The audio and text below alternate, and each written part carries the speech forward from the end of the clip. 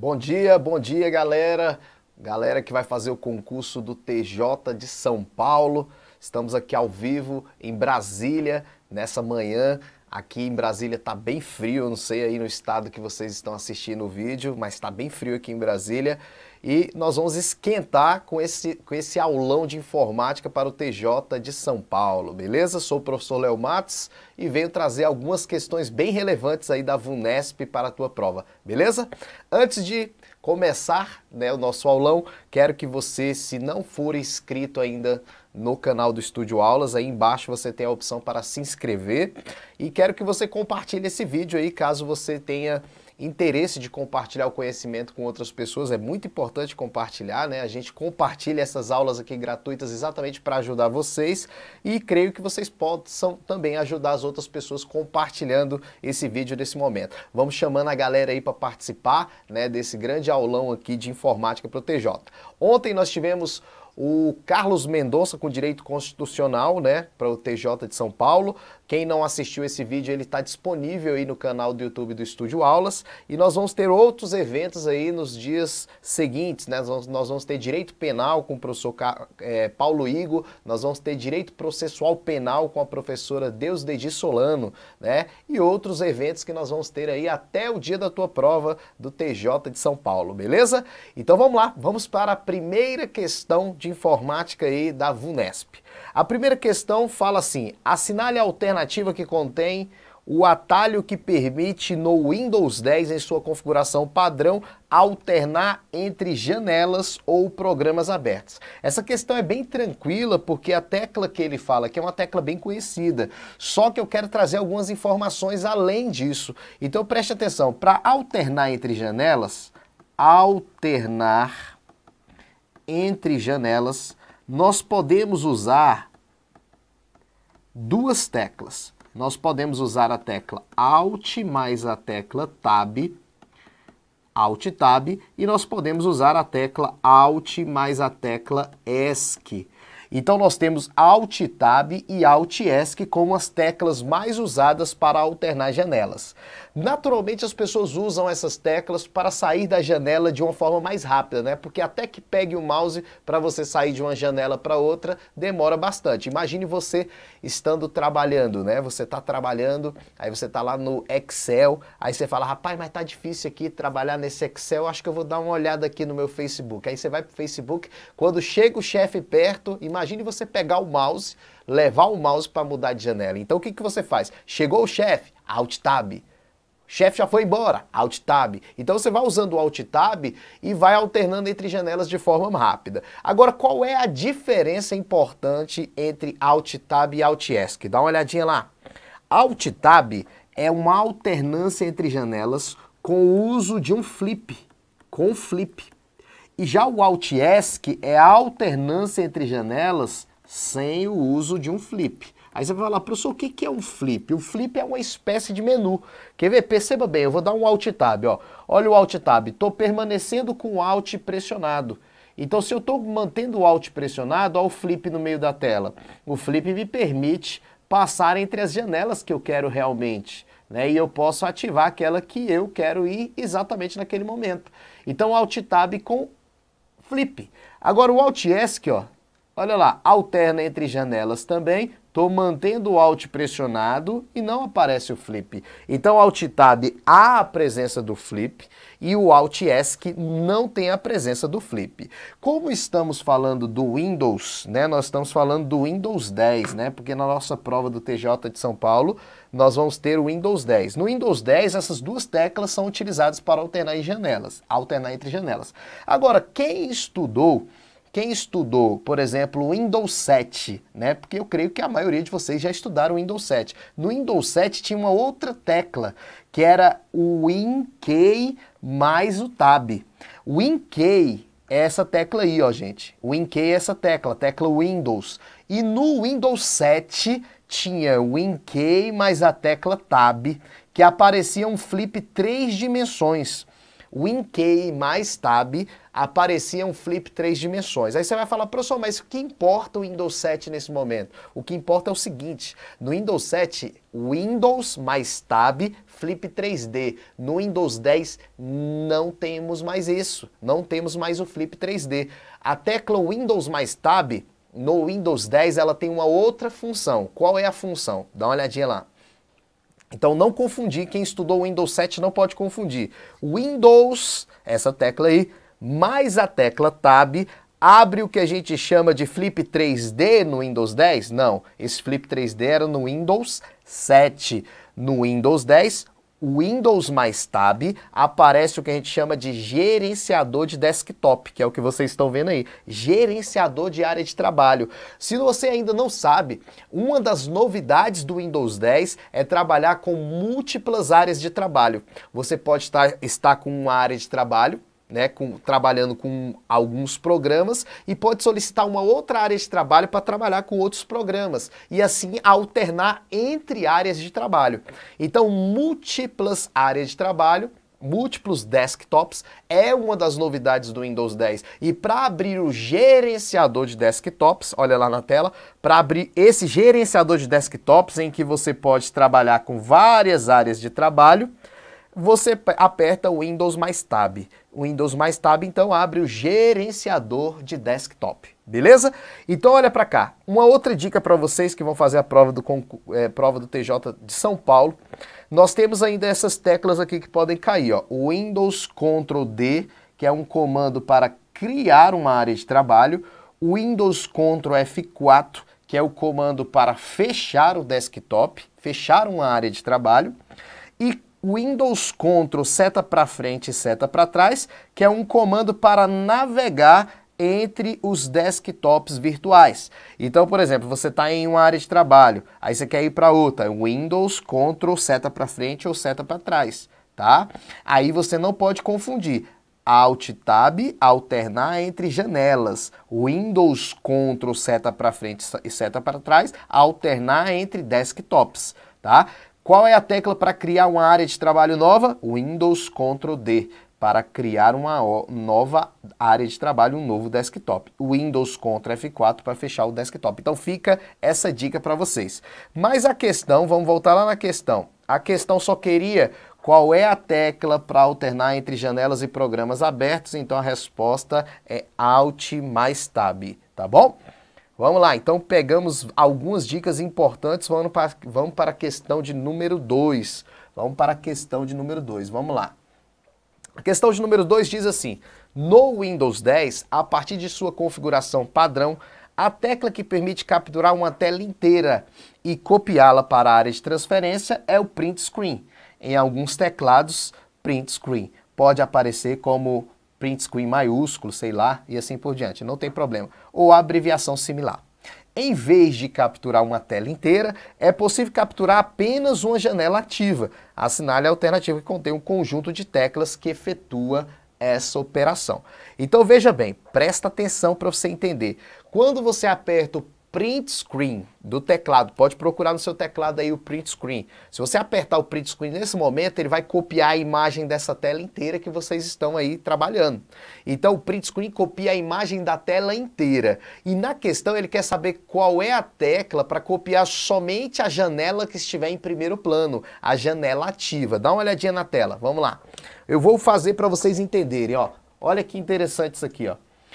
Vamos imaginar aqui que eu abra o programa Microsoft Word. Vou fechar aqui o navegador Google Chrome, vou fechar aqui, vou abrir só o Microsoft Word. Eles já estão até preparados aqui para nossa aula. Beleza, vou fechar tudo aqui, ó. Beleza. Tá aí, ó, a área de trabalho do computador que eu estou trabalhando aqui, o desktop, e a tela aí do Word. Se eu der um print screen, eu vou apertar o print screen que vocês não vão ver, mas ó, apertei o print screen. Ele copiou a imagem da tela inteira que vocês estão vendo aí. Se eu chegar aqui, por exemplo, vamos abrir aqui o PowerPoint.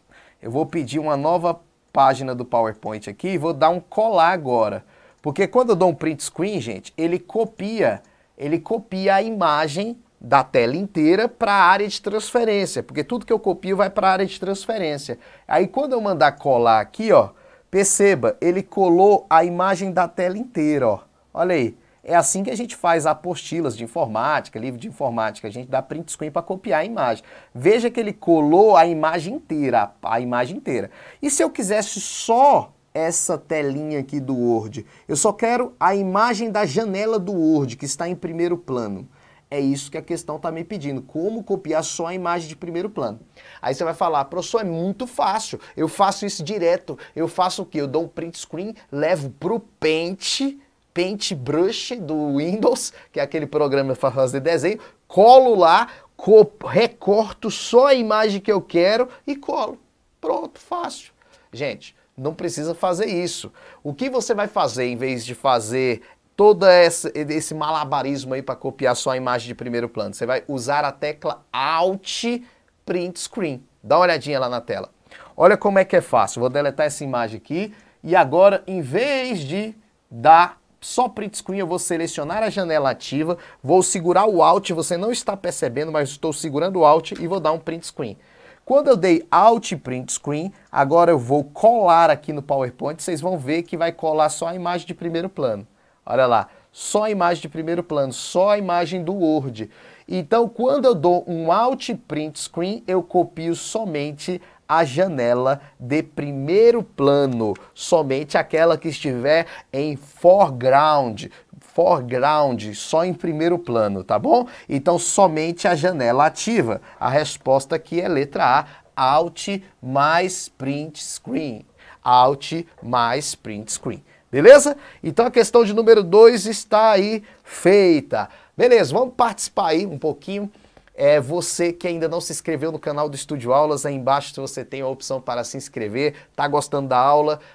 Tem aí embaixo uma opção para você dar um like, né? Você tem um polegarzinho aí para vocês mostrarem que estão gostando da aula, beleza? E aí, o que vocês estão achando da aula? Nós tivemos duas questões bem relevantes aí para a nossa prova do TJ de São Paulo. Galera, um presente para vocês também. Na descrição desse vídeo, eu coloquei aí para vocês uma apostila, na verdade é uma aula em PDF do Windows, uma aula em PDF do Windows completa, uma aula em PDF com questões da VUNESP comentadas, né? Uma aula completinha de Windows 10, tá aí na descrição do vídeo. Acabou essa aula, pode entrar lá e baixar esse material completo, gratuito que o Estúdio Aulas fez para vocês. Se você já tem esse material, não precisa baixar. É para quem ainda não tem esse material, tá aí embaixo na descrição desse vídeo, beleza? E não esquece também, gente, de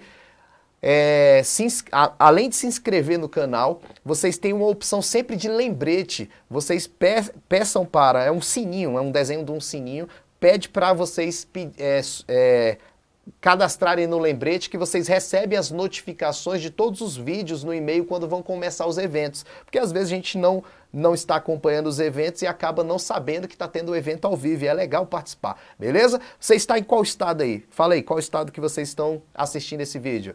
Participa aí, galera. O que vocês estão achando da aula? Pede para a tela lá, pode ir para a tela. O que vocês estão achando da aula?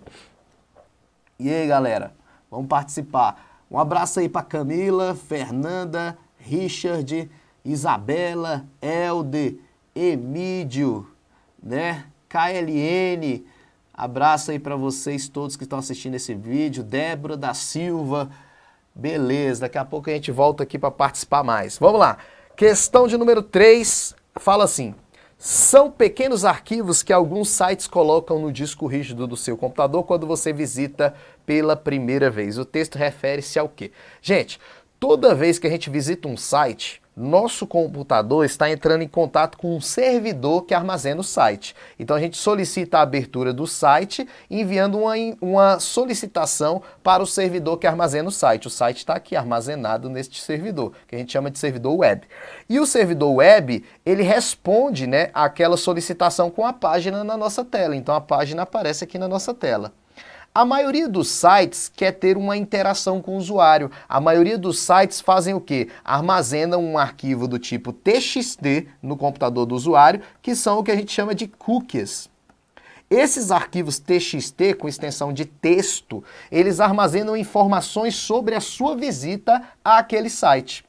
Então, o que acontece? Visitei o site armazena um cookie na minha máquina, um arquivo de texto, com informações sobre a minha primeira visita. Quando eu visitar esse site de novo, ele vai lá no meu computador e faz o procedimento contrário. Ele vai lá e resgata aquele arquivo TXT para saber as informações que estão descritas no arquivo. E assim saber as suas preferências. Aqueles sites que falam assim com você: bom dia, fulano de tal, essa é a sua segunda visita a esse site. Como é que o site sabe que é a sua segunda visita? Porque na primeira visita ele marcou o seu computador, incluindo um cookie na sua máquina, um arquivo do tipo TXT, para saber as suas preferências. Aqueles sites como o YouTube que recomendam informações, recomendam vídeos com base na última pesquisa, eles usam cookies. Uma coisa muito relevante para vocês, que vocês não podem esquecer, é que os cookies não são programas. Cookies são arquivos do tipo TXT, não podem ser programas. Então, na prova, mesmo que o conceito esteja correto e eles coloquem cookies são programas, já está errada a questão. Tudo bem? Olha lá a nossa questão que nós separamos. Então, quando ele fala, são pequenos arquivos que alguns sites colocam no disco rígido do seu computador quando você visita pela primeira vez, o texto refere-se ao que a gente chama de cookies. Beleza? Questão de número 4. A comunicação entre computadores conectados à internet é feita por meio de protocolos. Protocolos, galera, são regras de comunicação. Sempre que falar de protocolos, são regras, né? Isso não só na informática, né? Quando você fala lá, foi estabelecido um protocolo, foi estabelecida uma regra, né? Então, protocolos são regras. No caso da comunicação de redes, são regras para que ocorra uma comunicação entre dois ou mais. Existem protocolos distintos para cada tipo de serviço de comunicação. Então, para cada serviço da internet, tem protocolos do tipo padrão para que essa comunicação ocorra. Assinale alternativo que contém, respectivamente, um protocolo de navegação e um protocolo de envio de e-mail. Então vamos fazer uma revisão rápida. Para cada serviço da internet existe um protocolo padrão. Então como é que funciona? Preste atenção. Aqui está meu servidor. Aqui está o servidor que armazena o site que vocês estão visitando. Esse servidor que armazena o site a gente chama de servidor web. Servidor web armazena as páginas da web. Então esse servidor aqui ele tem a função de armazenar, ele armazena as páginas.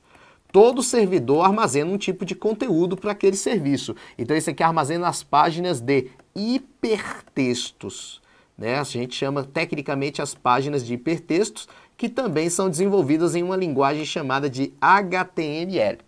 Beleza, então esse servidor armazena as páginas.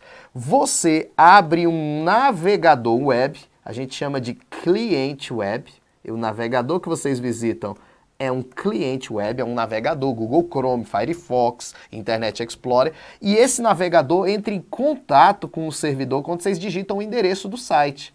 E o servidor tem que responder a esse site. Essa comunicação entre o navegador, entre o browser e o servidor é feita pelo protocolo HTTP.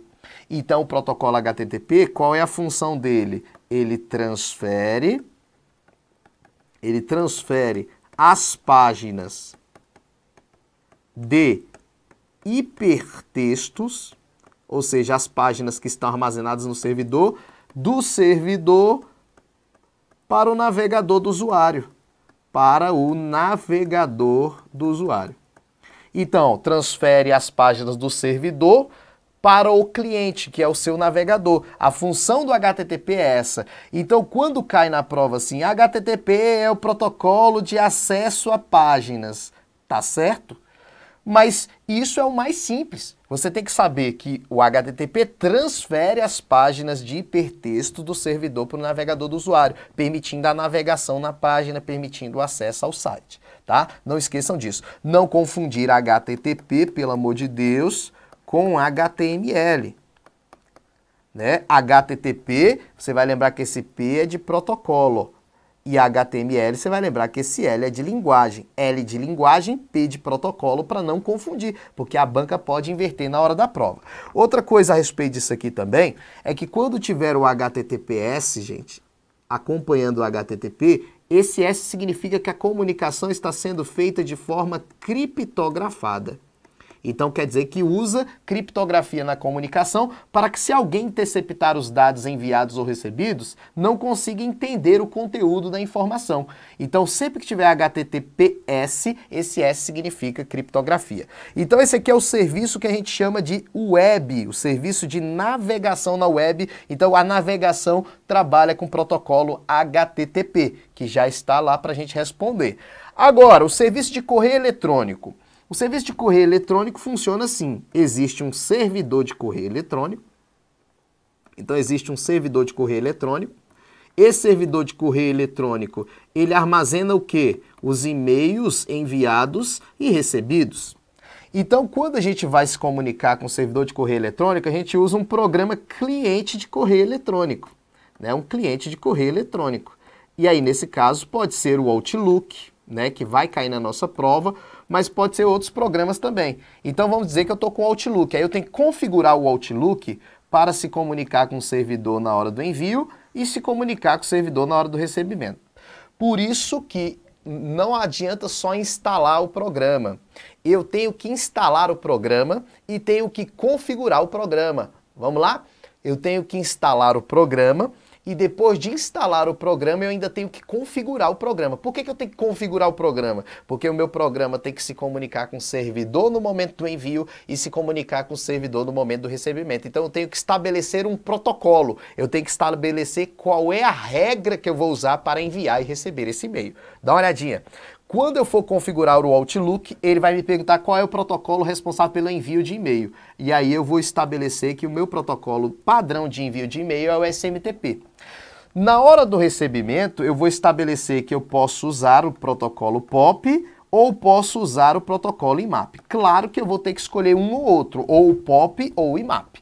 Então o SMTP, ele é o protocolo de correio eletrônico responsável pelo envio. Na nossa prova também pode cair como protocolo de saída de e-mail, já que os e-mails saem do nosso computador, envio é saída. E o POP e IMAP são dois protocolos para recebimento, né? Receber o e-mail.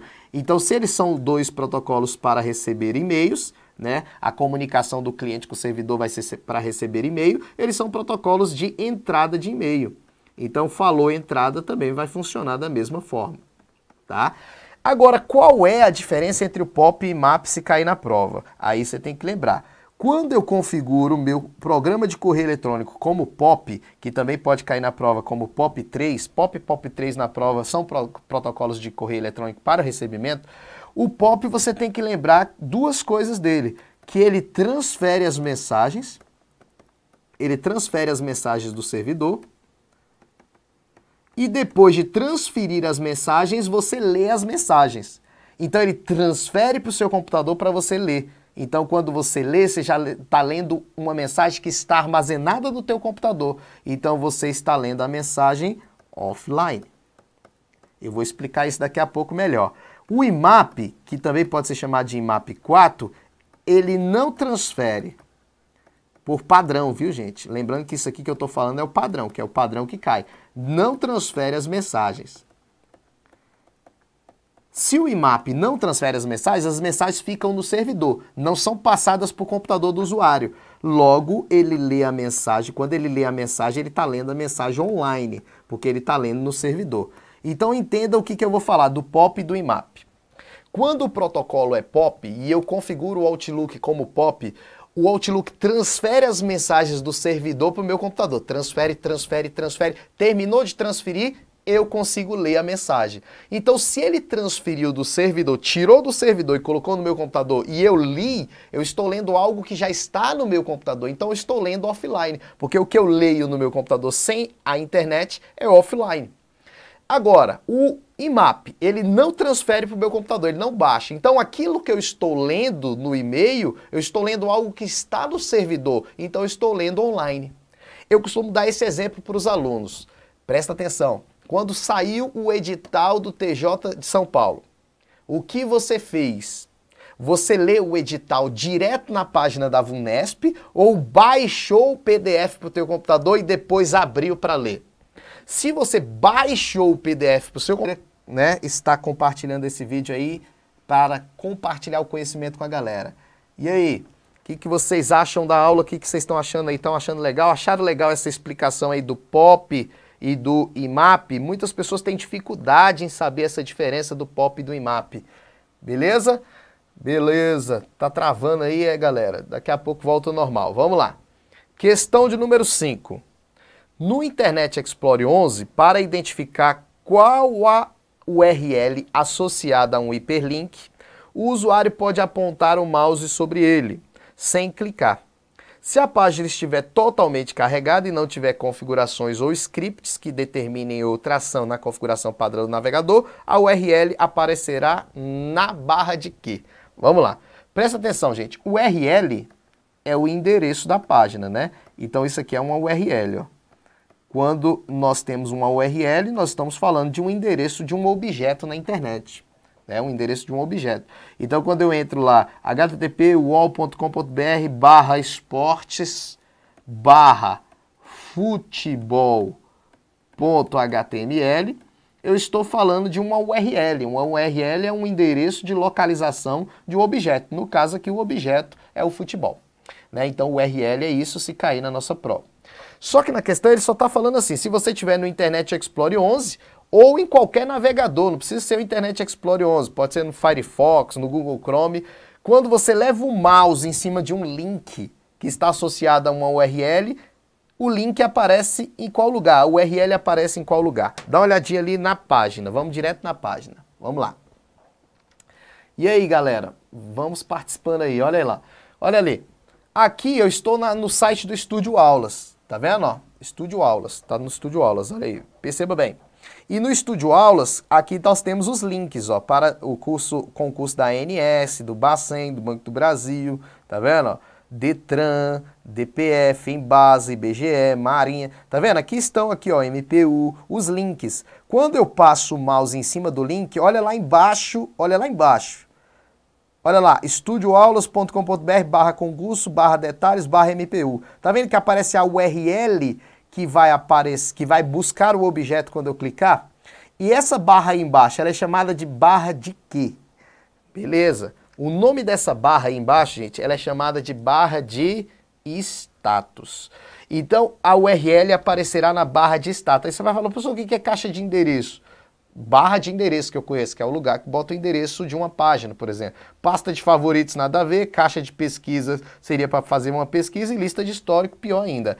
Toma muito cuidado, gente, que a VUNESP, ela vem cobrando alguns nomes específicos das barras. Isso é normal, a gente já viu em algumas provas da VUNESP. Nesse caso, a barra de status. A barra de status é aquela barra que fica inferior na janela. Então preste atenção no meu desenho, dá uma olhadinha no meu desenho. Ó, o desenho vai ficar meio estranho, mas preste atenção que vai dar para entender. Nós temos aqui a área de trabalho, do Windows, o desktop. Né? Vamos imaginar aqui um monitor, beleza. Então aqui é o monitor, e aí eu vou desenhar as barras aqui só para você não confundir na prova. Presta atenção, aqui é o monitor. Aquela barra que fica na parte inferior, que tem o relógio, né? Que tem um relógio aqui, que tem o menu iniciar.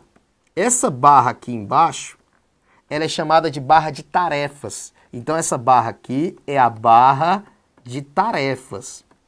Barra de tarefas. Então a barra de tarefas, ela fica na parte inferior da área de trabalho. Agora, quando você abre uma janela, você abriu, por exemplo, o Microsoft Word. A janela tem uma barra aqui em cima, né, que traz o título do programa. Vem o ícone do Word aqui e vem escrito assim, ó, Microsoft Word, né? Vem escrito lá na barra lá em cima, Microsoft Word, e o nome do documento que você está usando. Essa barra aqui em cima, que tem o botãozinho para fechar, para minimizar, né? Para maximizar. Essa barra em cima, ela é chamada de quê? Barra de título. Barra de título, que é o título do programa. E aí, a barra inferior aqui da janela, que aparece o número de páginas, né? a página que você está atuando naquele momento, né? Eu estou na página 1 de 14 páginas. Essa parte aqui de baixo, essa barra inferior da janela, não da área de trabalho, a barra inferior da área de trabalho é chamada de barra de tarefas, essa barra inferior da janela a gente chama de barra de status, porque ela mostra o status do programa. Então a VUNESP ela tem uma tendência de cobrar esses nomes, tá? Barra de título traz o nome do programa e o título do arquivo, o nome que você deu para o arquivo. Barra de status, o contexto do programa, aquilo que está acontecendo no programa. E a barra de tarefas é a barra inferior da área de trabalho, tá bom? Então essa tela ficou clara aí o nome das barras. Vamos lá. Vamos avançar para a próxima questão. Questão de número 6 é uma questão do Microsoft Excel. Vamos lá, questão do Microsoft Excel, ela fala da função média. Vamos lá, a imagem exibida a seguir mostra uma planilha sendo editada por meio do Excel 2016 em sua configuração padrão. Assinale a alternativa que apresenta o valor que será exibido em A4 após estar preenchida com a fórmula igual média. Então veja bem, ele está dizendo que nós vamos colocar aqui no A4 essa função aqui, ó, igual média de A1, C3. Preste atenção, nunca esqueça, gente, que quando nós temos os dois pontos, esses dois pontos significa até. É o intervalo entre o primeiro informado e o último. E nesse caso aqui, isso aqui é um intervalo diagonal. Então aqui está dizendo, Excel, pegue a média, calcule a média de A1 até C3. Então se a gente pegar aqui, ó, A1 até C3, pega o A1, que é esse aqui, até o C3. O C3 é aqui, ó. Então, nesse caso aqui, o intervalo é diagonal. Pode ver, ó, que do A1 até o C3, ele vai pegar na diagonal todo esse quadrante. Então, quem ainda não conhece esses intervalos, tem que estudar direitinho, ó. A1 até C3, então ele vai pegar esse quadrante aqui inteiro, ó. A1 até C3, ele pega esse quadrante inteiro. Então, vou pintar até de amarelo, ó. A1 até C3, ó. A1 até C3, ele vai pegar esse quadrante aqui inteiro, ó. Esse quadrante aqui inteiro. Tá vendo? A1 até C3 pega tudo. Beleza. Agora que a gente já sabe, então, ele quer a média de todos os valores que estão dentro desse intervalo. Então, ele quer o A1, ele quer o A2, ele quer o A3, ele quer o B1, ele quer o B2, ele quer o B3, ele quer o C1, o C2 e o C3. Vamos lá, A1 é 3, A2 é C, A3 é 1, B1 é 4, B2 é B, B3 é 2, C1 é 5, C2 é A e C3 é 3. Beleza, tá aí os valores que estão nesse intervalo, A1 até A3, B1 até B3, C1 até C3, a tabela toda. Beleza. A dúvida é qual? A dúvida é quando eu vou fazer uma soma através de uma função ou quando eu vou fazer uma média através de uma função, as letras elas não podem ser calculadas, até mesmo porque letra não entra em cálculo aritmético. Então eu não posso incluir as letras nem na soma e nem na média. E aí a dúvida é qual? Professor, entendi, claro, eu não vou achar média de letra. A dúvida é essa que eu vou te mostrar agora. Dá uma olhadinha. Olha lá. As letras não vão poder entrar. Então, esse C não vai poder entrar na média, né? Esse B não entra na média. Esse A aqui não entra na média. Só entra os números. Eu só posso achar a média de números. Então, esse C não entra. Esse B não entra. E esse A não entra. Só vão entrar os números. A dúvida do aluno é, professor, nesse caso, eu vou achar a média, né? E a média não é a soma de todos os valores dividido pela quantidade? Sim, é a soma de todos os valores dividido pela quantidade de valores. Então, logo, eu vou pegar o 3, ó, esse 3 vai entrar, esse 4 vai entrar, o 5 vai entrar, o 1 vai entrar, o 2 vai entrar e o 3 vai entrar. As células que têm letras não vão entrar. Então, eu vou pegar essas 6 células aqui e vou somar. E na hora de dividir, vou dividir pela quantidade de números. Então, se aqui eu tenho 3 números, aqui mais 3 números são 6. Então, vamos lá. Vou somar o 3, o 4, o 5, o 1, o 2 e o 3. E vou dividir por quanto? Por 6. Eu não vou dividir por 9, porque a média não é a quantidade de células dividido, não é a soma das células dividido pela quantidade da célula, é a soma dos números dividido pela quantidade de números. Então, se eu tenho 6 números, eu vou somar os 6 e dividir por 6, porque eu quero achar a média apenas de 6 números. Então, somando todos, vai dar 7, 10, 15, 16, 18. Então, a soma de todos deu 18. 18 dividido por 6, 3 vezes 6, 18. Então, o resultado aqui é 3 da média. Então, presta atenção, galera. Quando falar média, é a soma de todos os valores dividido pela quantidade. Então, se são 10 valores, eu somo os 10 dividido por 10. São 20 valores, somos 20 dividido por 20. Aqui, se você olhar na tela, só vão entrar os valores numéricos aqui.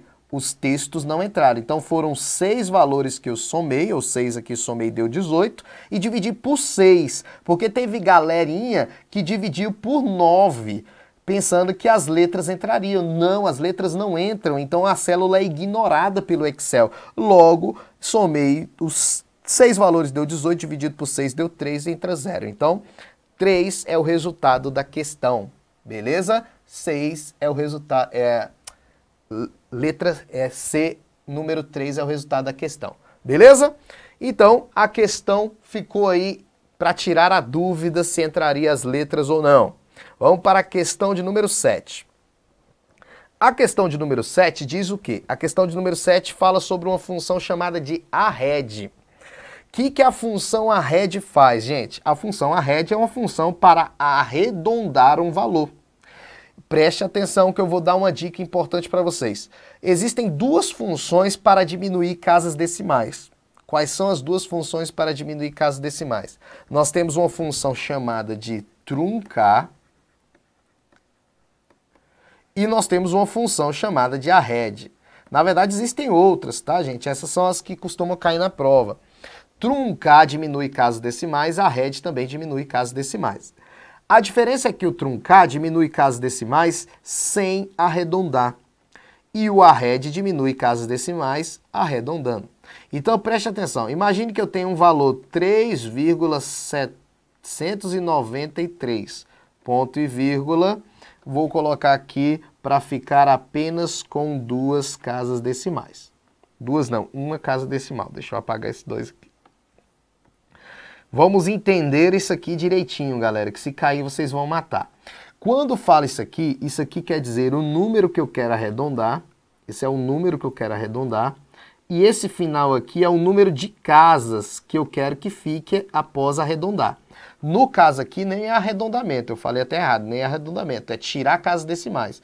Então ele quer pegar esse número, truncar esse número e deixar ele só com uma casa decimal. Isso aqui é o número de casas decimais que vai ficar. Então vai ficar assim, ó, 3,7. Por que 3,7?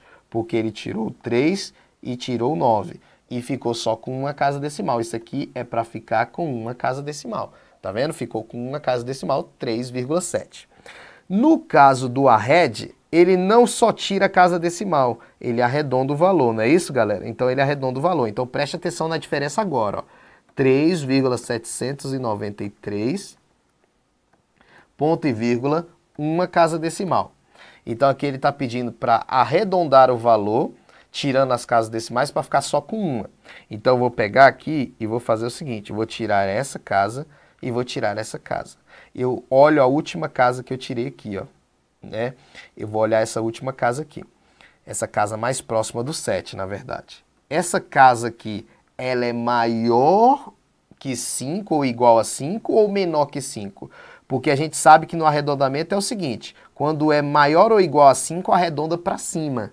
E quando é menor que 5, arredonda para baixo. Então, se eu vou tirar aqui o 93, né, eu vou pegar o último número aqui, né, o número mais próximo do 7, esse número aqui, ele é maior que 5 ou menor que 5? Claro que é maior que 5. Então, logo, eu vou arredondar esse valor para cima. Então, vai ficar 3,8. Perceba que o mesmo esqueminha, ó, O 1 informa que tem uma casa decimal aqui, tá vendo? Uma casa decimal. Ficou com uma casa decimal. Tirei duas para ficar com uma casa decimal. E fiz o arredondamento para cima, porque 9 é maior que 5, arredondei para cima, ficou 3,8. Então perceba que a de cima, que é a truncar, não arredonda e o arred arredonda. Essa aqui diminui casas sem arredondar e o arred diminui casas arredondando, tá bom? Vamos voltar agora na questão. Preste atenção. A questão diz que o A1 contém o valor 3,14 e ele quer saber o resultado da função arred. Então eu vou pegar o arred de A1, ponto e vírgula 2. Então ele está falando arredonde o valor de A1 para ficar com duas casas decimais. Então eu vou pegar, vamos lá. E aí, galera? Participa aí, galera. Vamos lá.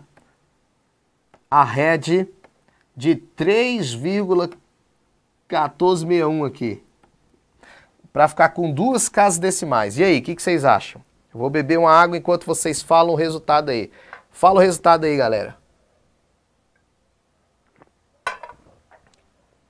E aí, qual é o resultado? Qual é o resultado, galera? Qual é o resultado? Participa aí, participa. Vamos ver qual é o resultado.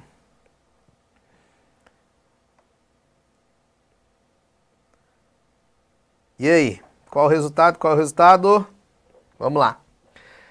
Eu quero que fique com duas casas decimais. Então, para ficar com duas casas decimais, eu vou tirar esse número e vou tirar esse número, para ficar com duas casas decimais. Esse último número aqui é maior que 5 ou menor que 5? Maior que 5, não é isso? Então, eu vou arredondar para cima. Logo, esse valor vai ficar o quê? 3,15. Tá vendo? Eu tirei o 6, o 6 é maior que 5, então arredondei o 14 para 15, porque ele arredondou para cima. E ficou com duas casas decimais, ó. Duas casas decimais. Então, logo, o resultado é a letra C, 3,15. Todo mundo participou corretamente aí, né, gente? Mônica acertou a questão, Ana Cláudia, TJ Concurseira, Taina, o Bart Simpsons. Pô, Bart Simpsons. Cadê o teu pai? Vamos lá. Richard Ribeiro também acertou a questão. Vamos lá, vamos para a próxima questão. Questão de número 8. Questão de número 8. A questão 8 é uma questão sobre a função si. A VUNESP cobra muito Excel, viu, galera? Comam as fórmulas do Excel, porque cai bastante. Vamos lá. A função si. Vamos lá, a função si. A função si, ela é uma função condicional.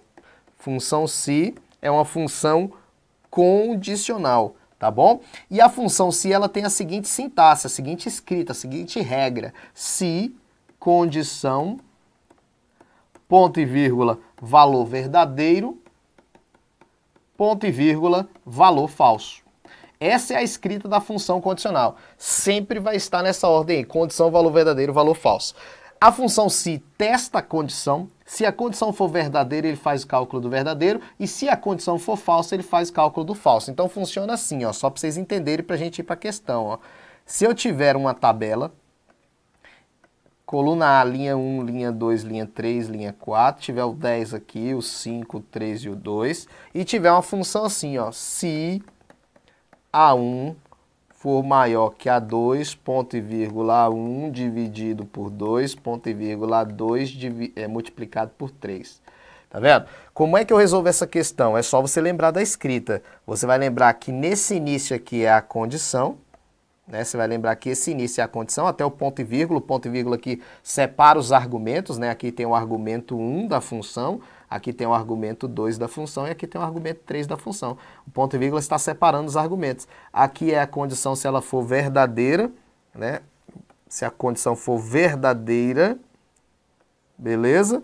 E aqui no final é a condição se for falsa. Essa ordem nunca vai mudar. Condição, valor verdadeiro, valor falso. Então chegou na prova, a primeira coisa que você tem que fazer é identificar o lugar que está a condição, valor verdadeiro, valor falso. Depois que você faz isso, aí você testa. Agora você vai testar. A1 é quanto? A1 é 10. Maior que A2. A2 é quanto? 5. Faz o teste condicional. 10 é um número maior que 5? A pergunta é clara. 10 é maior que 5? Sim, 10 é maior que 5. Então essa condição está verdadeira ou está falsa? Está verdadeira. Se a condição está verdadeira, eu não faço falso, é claro, eu vou fazer o cálculo que está no verdadeiro. Se a condição fosse falsa, eu iria fazer o falso, mas a condição é verdadeira, eu faço verdadeiro. Então eu vou pegar o A1 e dividir por 2. O A1 é 10, dividido por 2, o resultado dessa questão aqui daria 5. Então preste atenção. A1 é 10, 10 é maior que 5? Sim, verdadeiro. Fui lá e fiz o verdadeiro.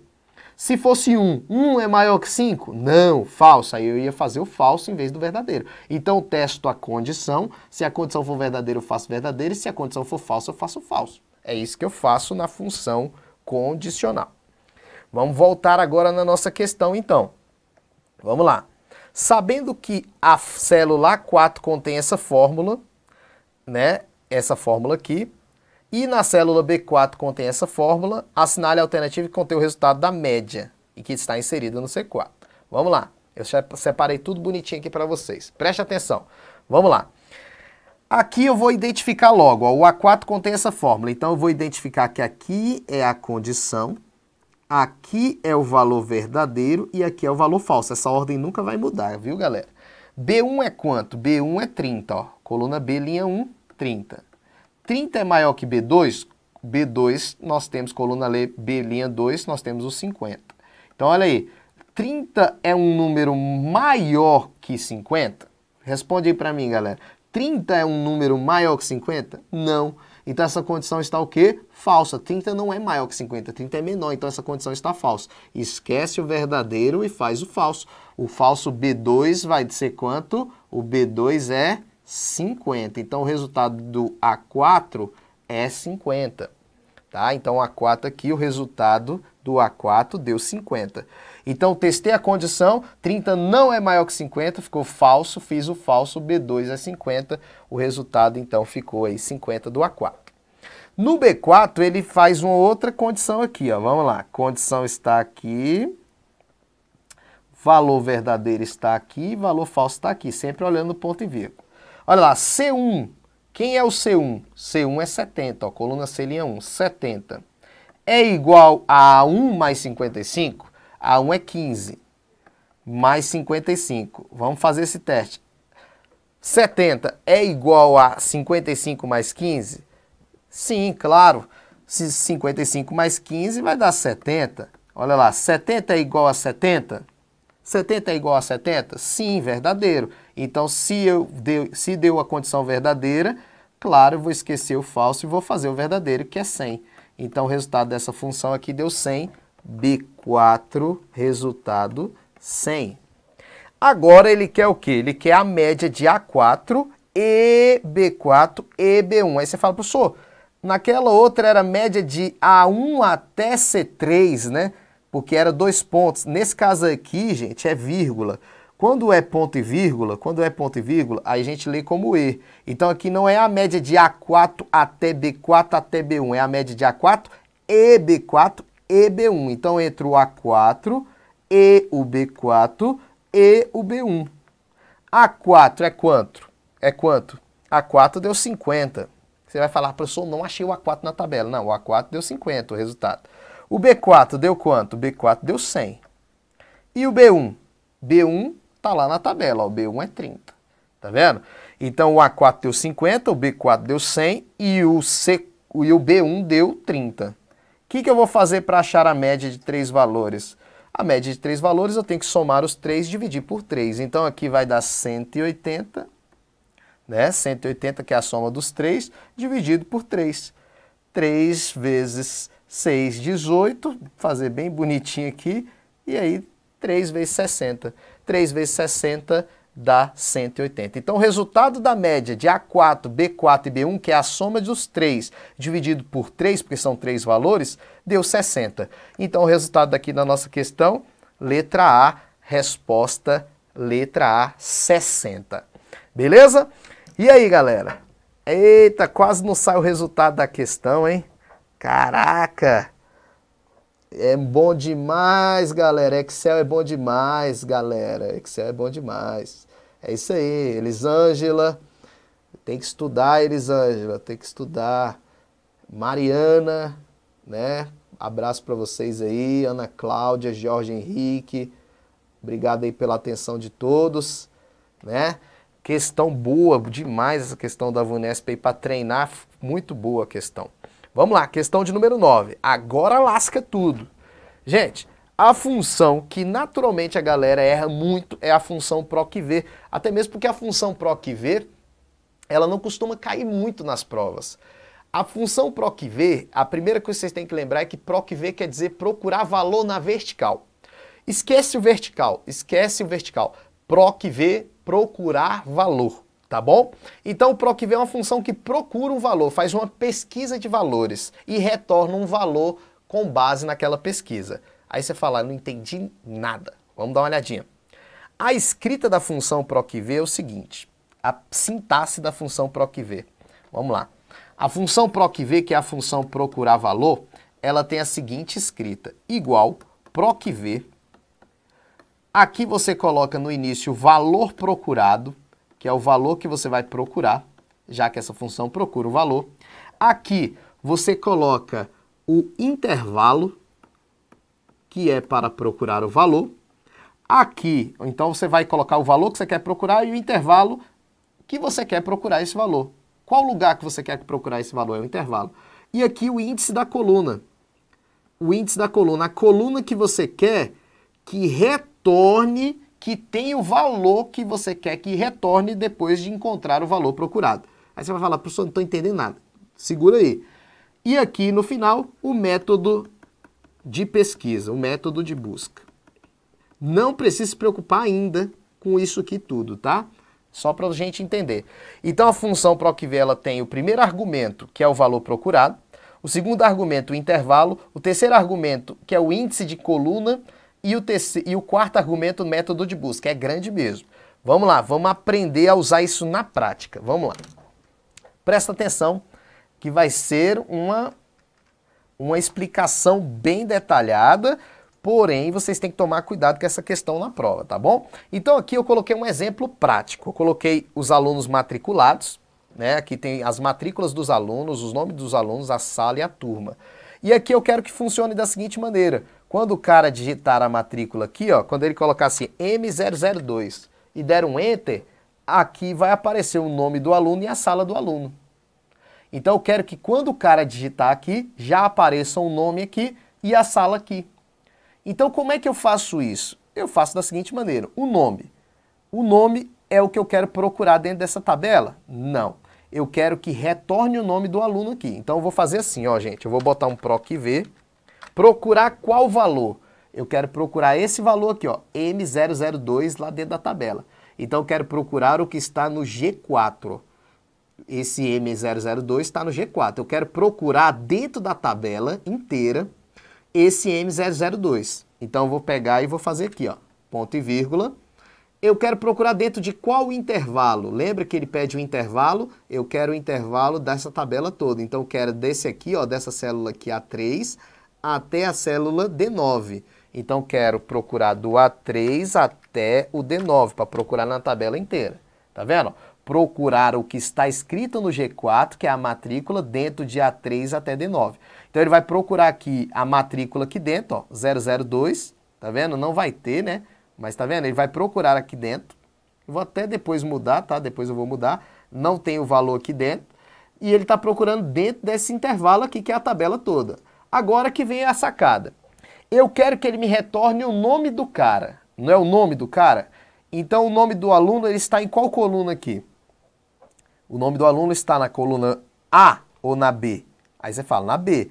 Só que o Excel, gente, nessa função, ele não pede para você colocar a coluna com letra, ele pede para você colocar a coluna com número. Então aqui é a coluna 1, aqui é a coluna 2, aqui é a coluna 3 e aqui é a coluna 4. Então, no caso, eu quero que ele me retorne o que está na coluna 2. Então, preste atenção nesse momento. Você está falando, Excel, procure o G4, procure o M0002 dentro desse intervalo, que é a tabela toda, e quando você encontrar, me retorne aquele que está na coluna número 2 correspondente. Aí o Excel vai fazer o quê? Vai olhar aqui, vai procurar o M002, se ele encontrasse o M002, ele ia retornar o nome do aluno para você, porque ele vai retornar o que está na coluna de número 2. tá? O finalzinho não precisa se preocupar. O último argumento que eu coloquei não precisa se preocupar por enquanto, tá? Então, quando eu der um Enter, ó, vai dar ND. ND quer dizer sem resultado, não disponível o resultado. Por quê? Porque não tem M002 lá. Agora, se eu digitar ó, M001, olha lá, vou dar um Enter, já deu Carlos. Por que que deu Carlos? Porque ele pegou o M001 lá dentro, ó, e quem estava correspondente a ele na coluna 2, que é o Carlos, foi retornado. Então, se eu colocar aqui M003, não tem. M004, ó, vou dar um Enter. Vamos lá, M004. Por que que não deu certo? Vamos lá. Vou botar aqui de novo. M005. O que deu errado, galera? O que deu errado? Identificar aqui. 005, G4, coluna. Tá tudo certo. Por que que deu errado? Tá? Mas mesmo assim, gente, só pra gente... Agora deu certo, né? Mesmo assim, só pra gente entender. Aí eu vou colocar a fórmula no de baixo aqui. Alguma coisa deu errado aqui, né? Depois eu vou fazer o teste. Mas vamos lá. No de baixo, a sala, só pra gente entender. Ó. A sala, procurar valor, que está digitado aqui no G4, procurar o valor que vai ser digitado no G4, dentro desse intervalo todo, que é a tabela toda, ponto e vírgula. Agora eu quero retornar a sala do aluno. Presta atenção agora, ó. Retornar a sala. Naquela hora eu pedi para retornar o que estava na coluna número 2, que era o nome do aluno. A sala está em qual coluna, galera? Coluna 1 é a matrícula, coluna 2 é o aluno, coluna 3 é a sala. Tá vendo? Então eu vou colocar aqui para retornar o que está na coluna de número 3. Então, deu ND de novo. Agora eu vou digitar a matrícula aqui. M001, olha lá, deu Carlos e sala 1. Tá vendo? Ó, deu Carlos, sala 1.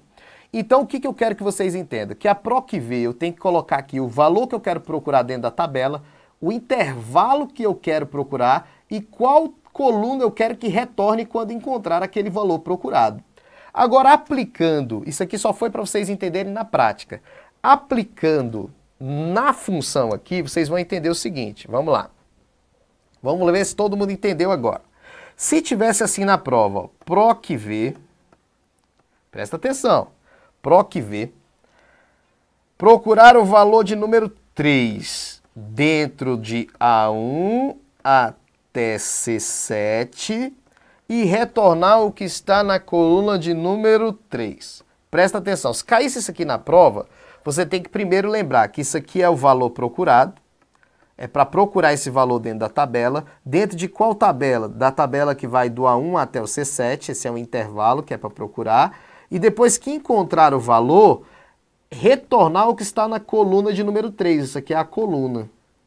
Então olha lá, procurar o valor 3 dentro de A1 até C7. Então A1 até C7 é isso aqui tudo. Procura o valor 3 aí pra gente, galera. Procura o valor 3 dentro de A1 até C7. O valor 3 está nessa linha. Você identifica logo essa linha, ó, todinha. Olha lá.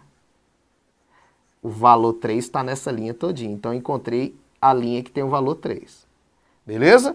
E é para retornar o que está na coluna de número 3. Então, quem está na coluna de número 3, vai lá, vai olhando. Quem está na coluna de número 3, coluna de número 3, aqui é a coluna 1, aqui é a coluna 2, coluna 3.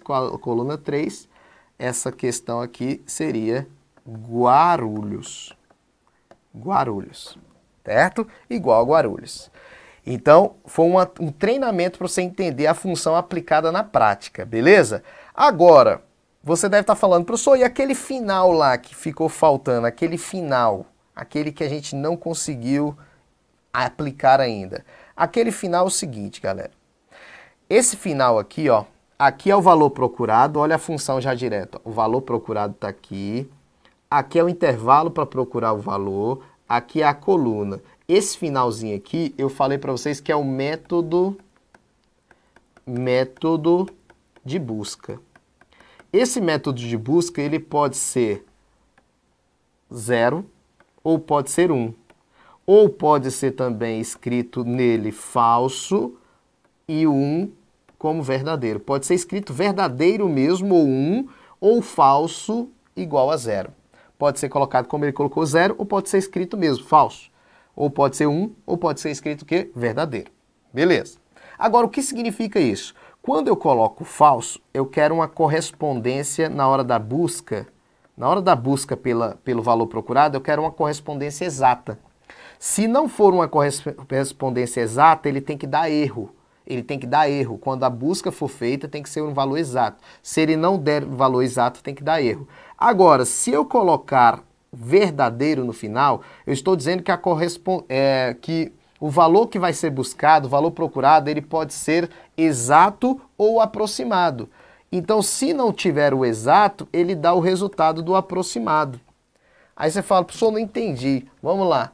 Eu sei que é complicado isso aqui, essa função ela é toda complicadinha. Eu vou colocar aqui valores mais fáceis de vocês entenderem do que esses valores com letras. Vamos lá. Pra vocês entenderem aqui agora a aplicação prática. Vamos lá. Presta atenção. Aqui eu digitei a matrícula, deu Carlos e a sala 1, porque referente à matrícula 1, Carlos e sala 1, né, tá aqui o resultado que deu lá. Vamos imaginar que eu digite agora aqui o número 6. O 6 não, o 7. 7 deu Carla. Por que que 7 deu Carla, sendo que é 6 aqui? Porque aqui o argumento está sem nenhum argumento. E quando a gente coloca sem nenhum argumento, é como se fosse ele pega o exato, se não achar o exato, ele pega o aproximado. Então aqui está dizendo, ó, verdadeiro correspondência aproximada, falso correspondência exata. Então se eu colocar assim, ó, falso, ou então o 0, eu estou dizendo que eu quero a correspondência exata. E o 7, como o 7 não é igual ao 6 certinho, ele vai dar erro. Ele deu erro, tá vendo? Tá vendo que ele deu erro aqui? Esse erro por quê? Porque ele procurou o 7 lá dentro do intervalo e não encontrou.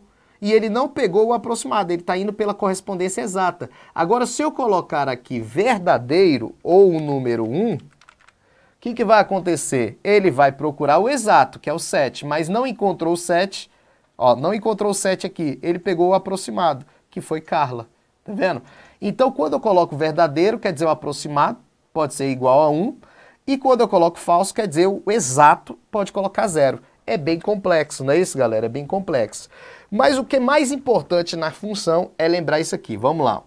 Procurar o A10 dentro de A2, quando chegar na prova, ó, procurar qual valor, qual valor, o A10, dentro de A2 até C7. E quando encontrar, me retornar o que está na coluna de número 3. O que vocês acham aí? Vê aí qual é o resultado.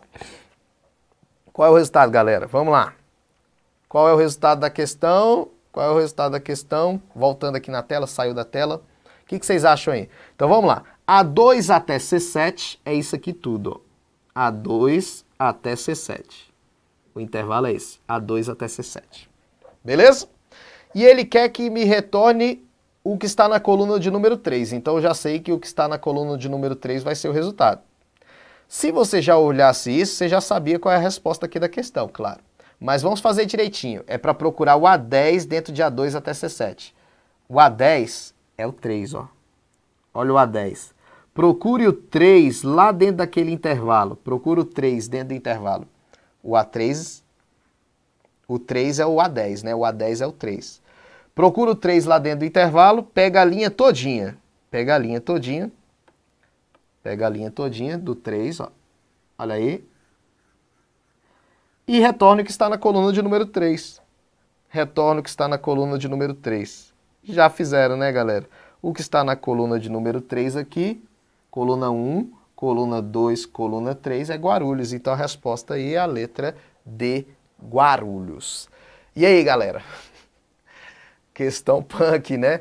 Só que, claro, eu não quis ir direto na questão, eu resolvo essa questão em poucos segundos. Eu queria explicar a função para vocês toda detalhada, a função PROC-V com toda a estrutura dela, para que ela funciona, como resolver na prova. Esse era o meu objetivo de fazer a questão do PROC-V. Claro, você não entendeu tudo, volta o vídeo, depois esse vídeo vai ficar gravado aí, você pode voltar o vídeo, ver a explicação de novo, tentar resolver funções PROC-V, porque se cair na prova, claro, é muito difícil cair, mas quando cai faz diferença na sua pontuação, porque a galera vai errar e você vai acertar, beleza? E aí, vamos lá para a tela, vamos lá para a tela. O que vocês acharam da função PROC-V? Difícil, fácil? O que vocês acharam da questão?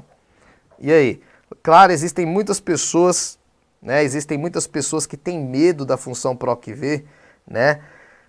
Existem muitas pessoas que têm medo da função PROC-V, tem até professor que desvia dessa questão, não gosta de explicar essa questão exatamente porque é complicado para o aluno, né? Para o aluno entender. Mas se você não entendeu, volta a questão, faz de novo que vocês vão ver como resolve a função PROC-V.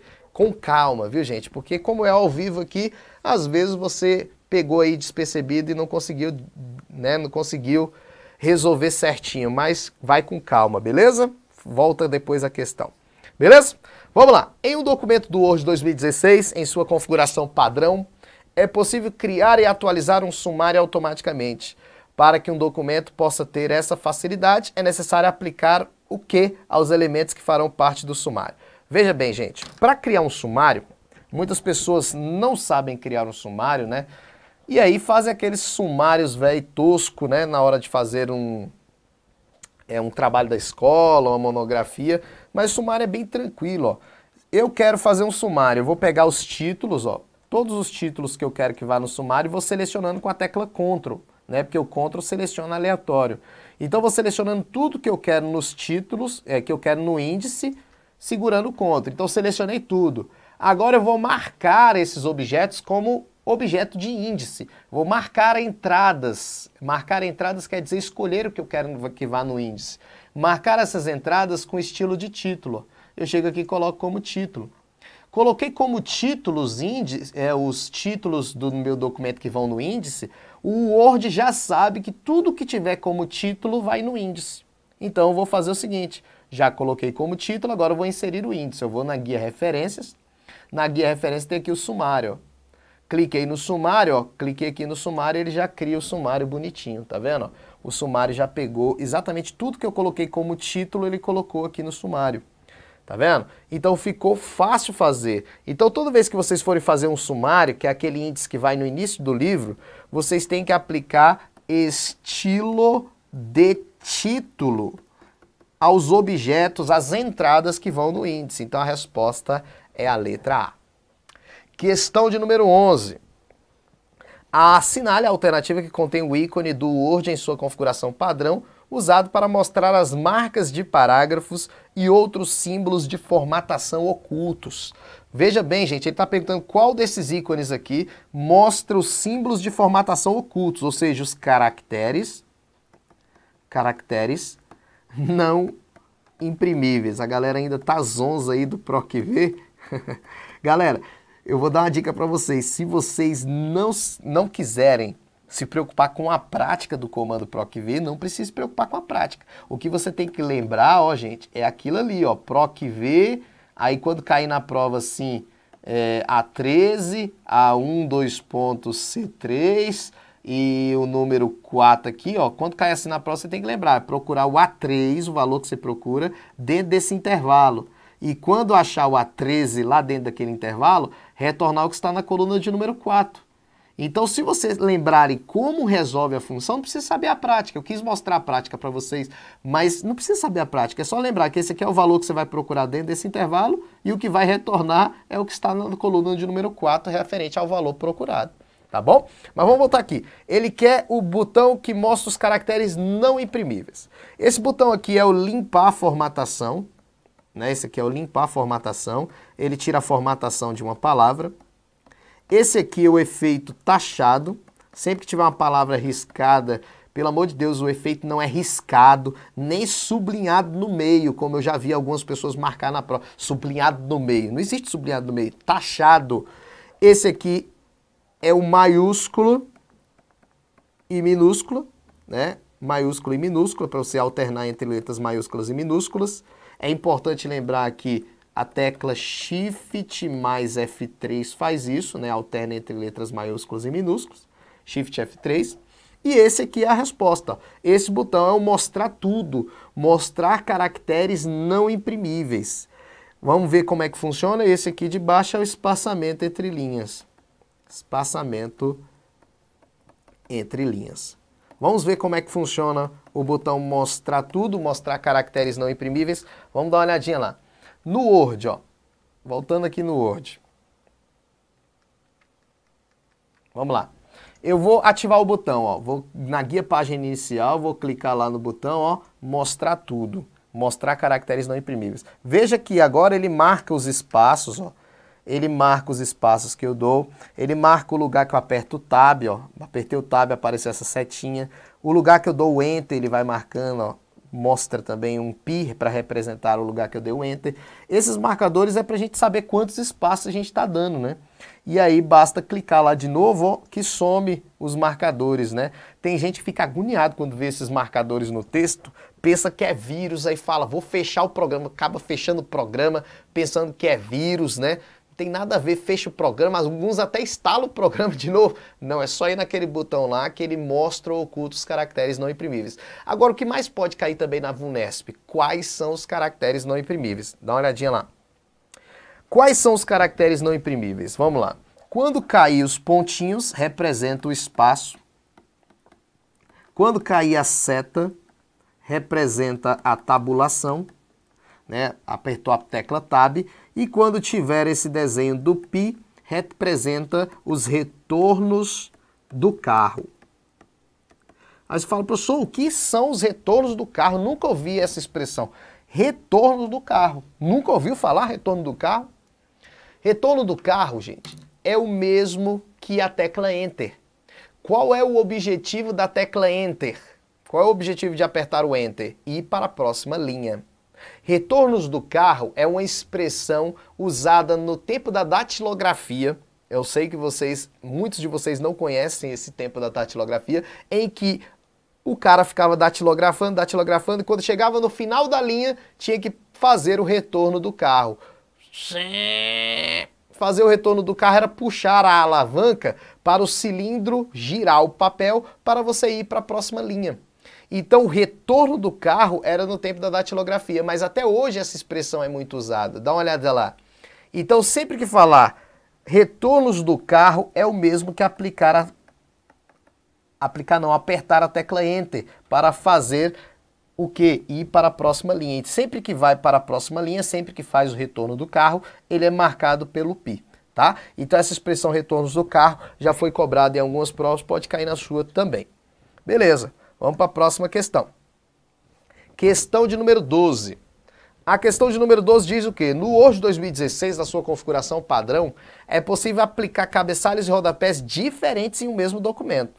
Então ele está falando assim, eu tenho uma página, né? Eu tenho outra página aqui e tenho outra página aqui. Eu quero colocar aqui um cabeçalho info, aí aqui eu quero colocar um cabeçalho, vamos dizer aqui, 8112 e 8112. Então eu quero um cabeçalho diferente em um documento, ó, rodapés e cabeçalhos diferentes em um mesmo documento. Para isso basta que ambos estejam em diferentes e que a opção vincular ao anterior esteja desmarcada. Então o que ele quer dizer é o seguinte, gente. Quando a gente coloca um cabeçalho no documento, a tendência é que o mesmo cabeçalho apareça em todas as páginas.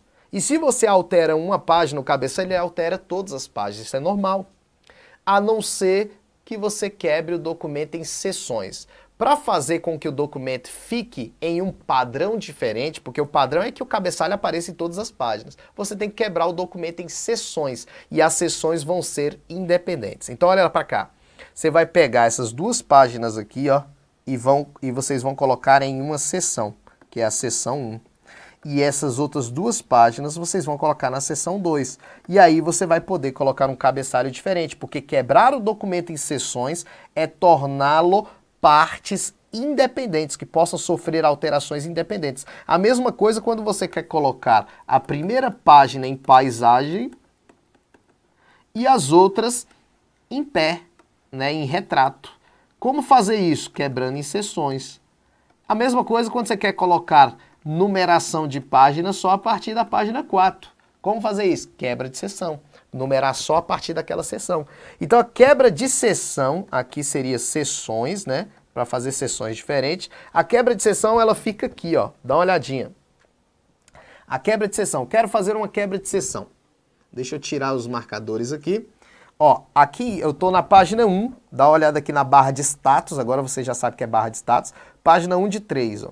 Eu quero que a página 3 seja uma nova seção, ó. A página 3 aqui, ó, tá 3 de 3, vou clicar com direito aqui e vamos mandar mostrar as seções, porque não está mostrando, ó. Seção, pronto. Agora vai mostrar. Ó, página 3 de 3 e continua sendo seção 1. Vou voltar para a página 2, ó. Página 2 de 3, seção 1. Eu quero que a 3 seja uma nova seção, então vou inserir uma quebra de seção, ó. Vou na guia layout da página. É muito importante, viu, gente, que na prova de vocês vai cair o Office 2016. Lá é layout só, não é layout da página mais. No Office 2016 a guia é layout, tá? Aqui é porque eu estou usando 2013. Lá é layout, é a única coisa que muda aqui no menu, tá? Layout, quebra de seção, próxima página. Quando eu quebrar a seção próxima página aqui, ó, olha lá, a página 3 agora já está na seção 2 e ela pode sofrer alterações independentes, tá vendo?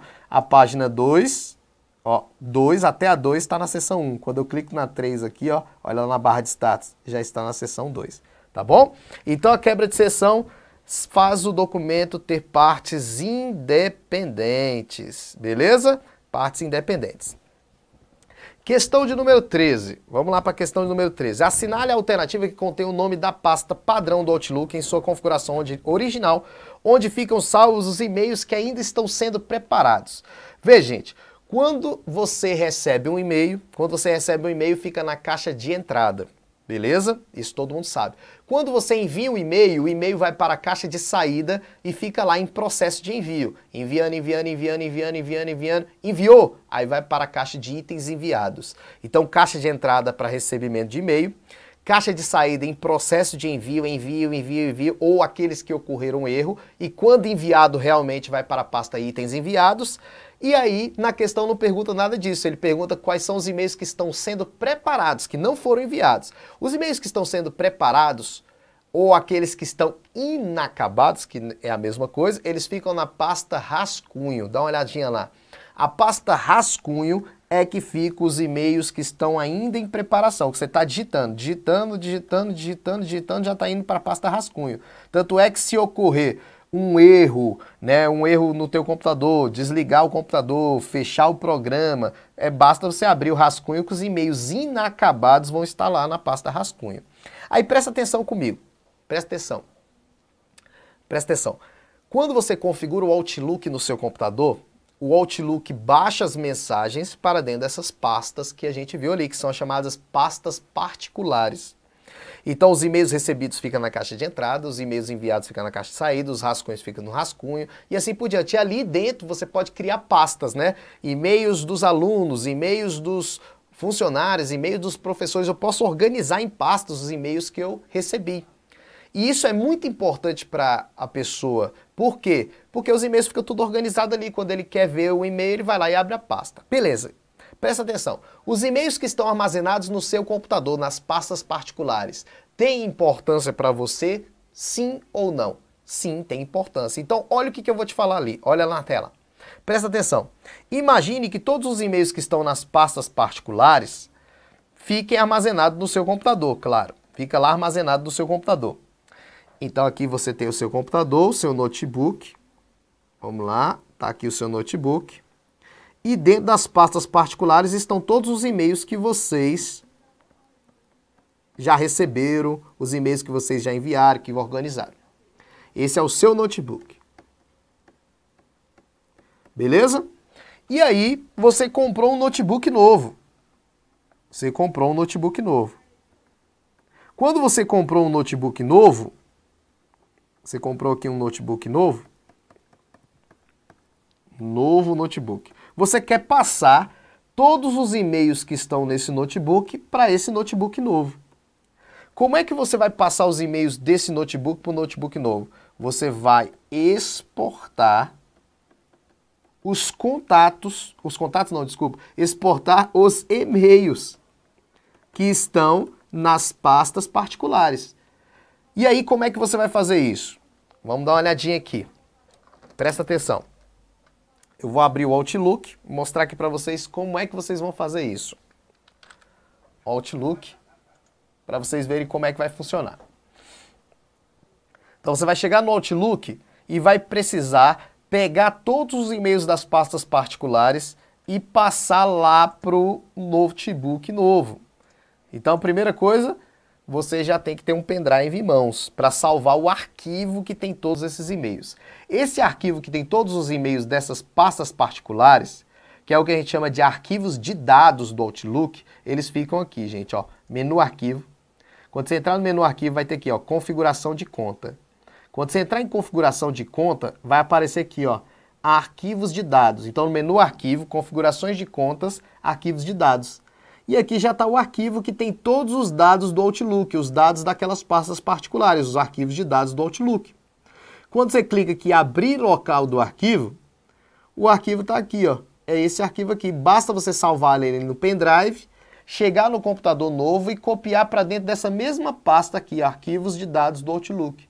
Se você copiar para dentro dessa mesma pasta, arquivos de dados do Outlook do outro computador, todas as mensagens que estavam no computador antigo vão passar para o computador novo. E aí, qual é a ideia aqui para a tua prova? As pastas particulares, que são aquelas pastas que trazem os e-mails, elas têm o formato de arquivo outlook.pst. Esse formato de arquivo PST são os arquivos de dados que contêm os e-mails das pastas particulares. Basta copiar esse arquivo no pendrive, passar o pendrive para o computador novo e importar para dentro daquela mesma pasta que aí os arquivos, que os e-mails vão estar no computador novo. Olha a questão. O Microsoft Outlook permite organizar agenda, contatos, e-mails, tarefas, entre outros, de acordo com o propósito do fabricante. Você pode usá-lo para enviar mensagens de e-mail, configurar eventos de calendário e criar tabelas, tarefas e outros itens. Mas você imagina como e onde todos os itens são armazenados? Eles geralmente são arquivados automaticamente e salvos em um arquivo de dados do Outlook. Ó, em um arquivo de dados do Outlook. Saber qual é esse arquivo é importante por questões de segurança, praticidade e organização. Assinale a alternativa que representa o tipo de extensão associada ao arquivo de dados do Outlook. A resposta é a letra D, PST. Beleza. Chegamos ao fim do nosso aulão. Mais um aulão aí de informática para o TJ de São Paulo. Passamos aí meia hora de novo, né? Sempre eu passo aí uma grande quantidade de tempo dos nossos aulões.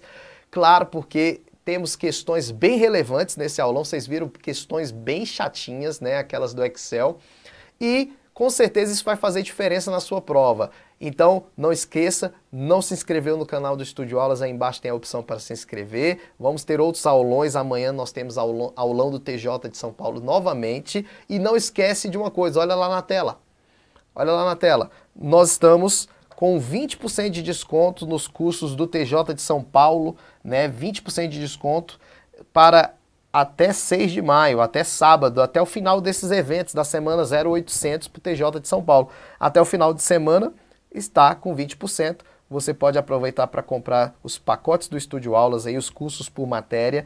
E não esquecendo que o meu curso por matéria de informática para o TJ, ele já está em aula com PDF, mais os vídeos. Além de ter os vídeos, nós temos uma aula escrita em PDF, já que o Estúdio Aulas está entrando agora nesse ramo de aula em PDF também, com os melhores professores aí e também com vídeos de qualidade, beleza? Se não baixou ainda a aula em PDF do Windows 10, está aí na descrição desse vídeo. Baixem e façam bom proveito. Abraço e obrigado obrigado a todos vocês que estiveram presentes comigo no evento aí Semana 0800 do TJ de São Paulo.